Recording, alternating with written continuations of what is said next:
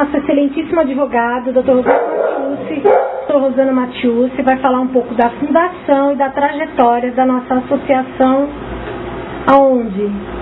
culminou a vitória desses taifeiros em todo o Brasil. Bom,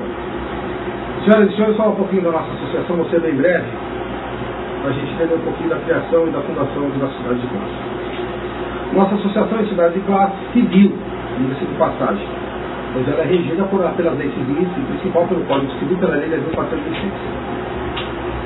Entidade esta nossa, única e pioneira no Brasil, com representação em todos os estados da federação, com o propósito princípio de fazer valer única e exclusivamente os direitos taifeiros e nativos e as respectivas pensionistas de prestígio de graduação social. Lógico, pensionistas que fazer as benesses pecuniárias relativas à referida graduação do falecido instituidor da pensão militar, conforme dispõe a Lei Federal 3.961 e novas pertinentes ao caso. Bom, nossa entidade foi instituída e criada por iniciativa e ideia de nossos inimigos e também quero dizer que quem iniciou em verdade esse movimento foi meu falecido pai, do qual era militar, também do Quartel Aeronáutico, e que ao longo das décadas de 80 e 90 foi responsável por movimentos políticos de anistia, onde regimentou e instruiu centenas de outros militares do quadro taifeiro sobre os direitos acerca da promoção da graduação do judicial, com referência na terceira lei de 1971. Tendo desta feita servido para mim como base e fonte de inspiração, vim sucedê-lo neste trabalho, fazendo perpetuar o seu ideal de fazer justiça para os seus pares, como também quero dizer, em especial os da reserva, e para atingir a graduação de oficial. Ao longo de quase 2 décadas, diversos magistrados, por incrível que pareça, do único Poder Judiciário Federal, vieram por ver interpretações terminantemente equivocadas sobre o caso dos nossos taifeiros, não apenas em dissonância aos mandados da lei, como também contrárias aos dispositivos constitucionais vigentes.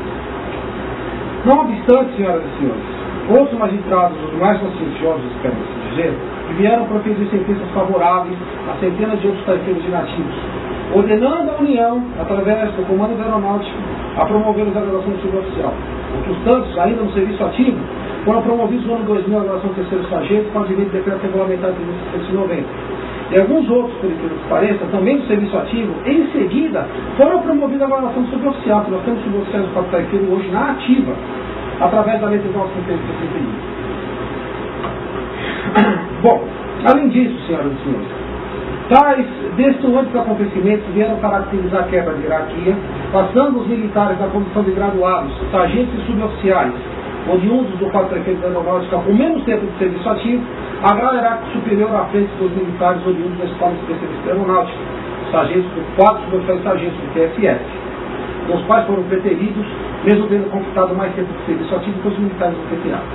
Desta forma, a administração do Comando Aeronáutico, ao invés de resolver o problema, criou outro, aumentando o interstício o ponto de efetivo de serviço referido à graduação, outrora, devidamente regulamentado pelo decreto de 1690, do Estado de Taifeiros, de 4 para 7 anos,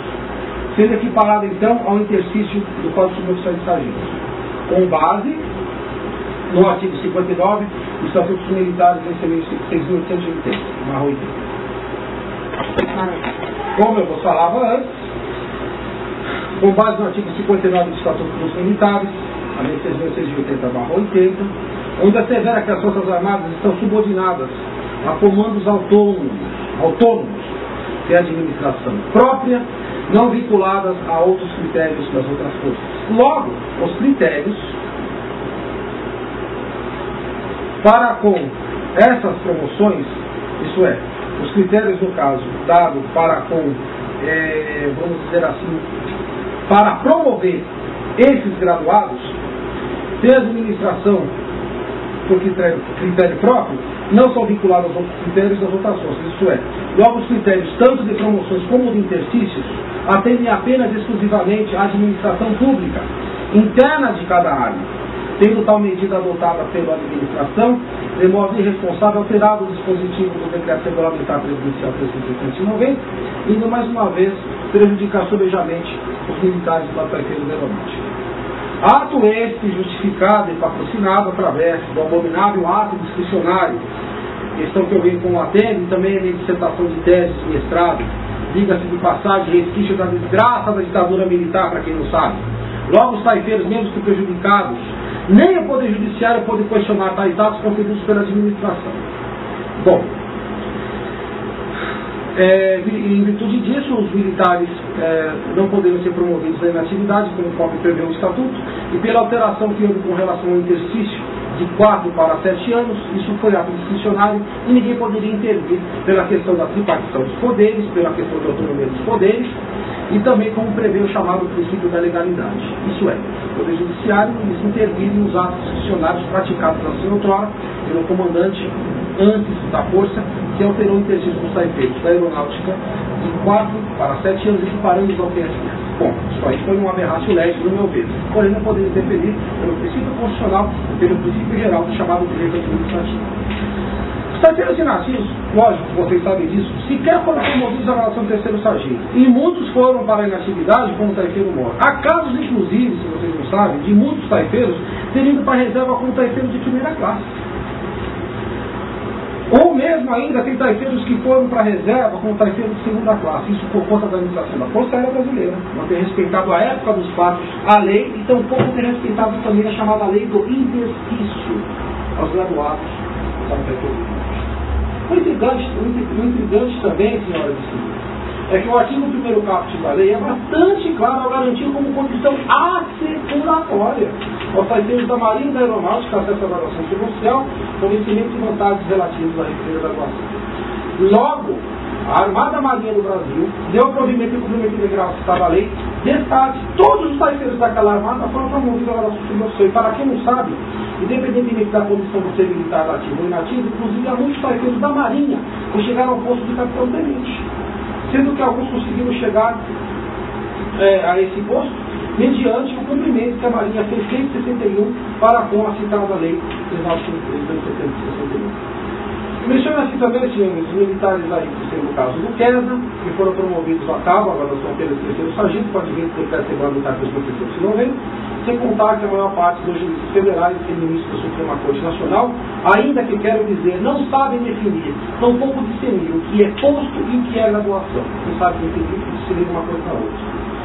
Mediante fatos, senhores, tão paradoxos e tão contundentes, dos quais se fazem patentes em conferências de paridade entre pares da mesma força, e com os mesmos direitos, onde em face do mesmo aclamado direito, o poder público vem mostrando assim, alçar justiça para muitos e justiça para a outra maior parte preterida, pertencente ao mesmo Flávio, isso é, deixou de veras indignado e muito os velhos oprimidos e conformados taifeiros e seus respectivos especialistas em todo o Brasil.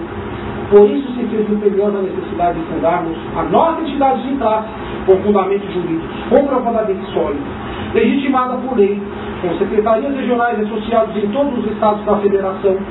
com a atuação de um advogado e procurador representando tanto coletiva como individualmente cada militar inativo ou pensionista do Estado da Aeronáutica, seja no Congresso Nacional, seja na Câmara dos Deputados, seja no Senado Federal, no Poder Executivo Federal, isso é, abrangendo o Comando da Aeronáutica, abrangendo o Ministério da Defesa, a Casa Civil da República, etc., etc., a Advocacia Geral da União e também o Poder Judiciário.